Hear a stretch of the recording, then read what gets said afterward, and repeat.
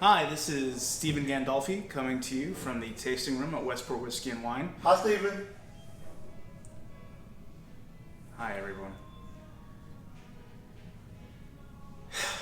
This week's flight is going to be not quite bourbon. We call it American whiskey, but even that's a bit dubious. So we'll just say not quite bourbon. Before we get into that, though, this week's events, we have two things going on. Tuesday night, August 27th.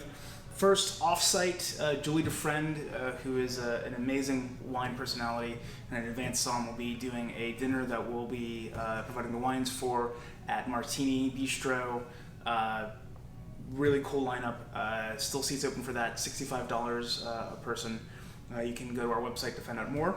Here we'll be having Knightsbridge wine tasting from 7 to 8. Some Knights Valley wines, classic kind of California style.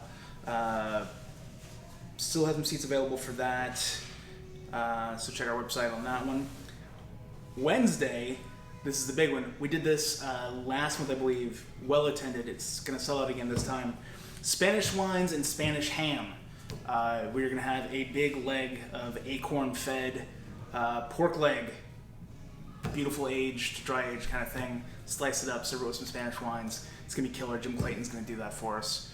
Thursday, I'll be doing yet another margarita night. This time, we will be doing two different kinds of margaritas, kind of vote, see which one you want. This is gonna start off a margarita bracket. It's gonna take us through the fall where we see, do you like this one versus this one? And we'll see what is the number one margarita in the world of our tasting room. That aside, on to this week's flight, not quite bourbon. We're going to start here with Gentleman Jack. Now, what can be said about Tennessee whiskey that isn't already the subject of rabid debate and flame wars on internet posts? Is it bourbon? Technically. Lincoln County process aside. Gentleman Jack is a slightly older sort of barrel select. Supposedly they're getting barrels from specific areas of the warehouses. Double mellowed. They filter it before and after barreling, and it has a much cleaner taste than regular number 7, right? So it's silky, it's a little bit spicy, it's very sweet, it's a lovely little whiskey. And if you haven't tried it before, I think it's a really good entry point for this flight that we're gonna do. Moving from there, we've got Michters American Whiskey. Michters American Whiskey might be one of the most sweet, kind of malty, chocolatey whiskeys I've ever had. It's beautiful. It's got some oaky notes as well, classic caramel kind of profile. It says unblended on the label, and we know that they're using repurposed barrels. So, their website straight up says whiskey-soaked barrels to add an extra layer of richness or some such. Is it a whiskey? Is it a bourbon grain bill? Maybe. I honestly think there's a fair amount of wheat in here. I could be wrong. Historically, we know Michters likes to work with Brown-Forman.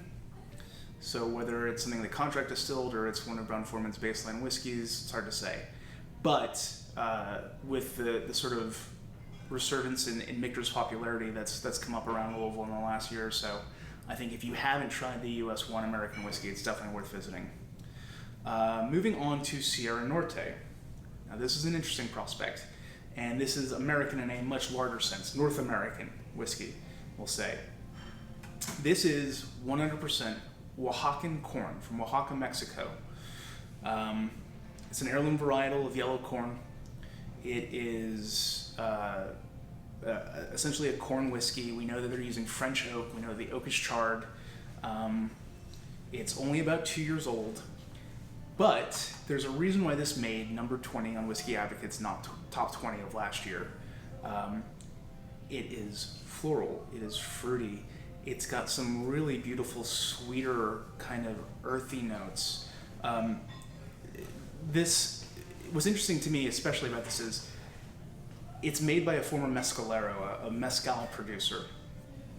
And it has these sort of these fruit-forward esters on the nose that to me evoke what Highland tequila can be like. And by that I mean this really citrusy, floral kind of, citrus blossom sort of note. But anyway, it's a really interesting take on what corn whiskey can be, and I highly recommend trying this. To me, it's maybe the standout in this flight. From there, we'll move to Barrell. Barrell's project is, of course, historically to source whiskeys from Tennessee, Kentucky, Indiana, blend them together, give you a sense of, kind of infinity bottle sort of project thing. But this is a slightly different take. We know that it's an American whiskey that's at least 7 years old, aged in white oak, and bottled at barrel strength. But source-wise, it's a little bit up for debate. I've read a couple different things. I can't come down specifically anywhere. I know it's bottled out at artisan distillers in Crestwood, but other than that, I can't go too depth into this. But it's a really nice kind of wood-forward expression of American whiskey. It's got some subtle spicy rye notes, and it's got like a nice warm kind of woody character, but it's a good place to finish on this. It's a little bit higher proof, and it just kind of leaves you with a really clean profile. It'll be kind of nice after some of these other sweeter and earthier tones. But this guy would normally be, I think, $23. This week we'll do it for $15. So check out the website, see if you like any of the events that are coming up, please sign up, and also come by this week and try some Not Quite Bourbon whiskeys.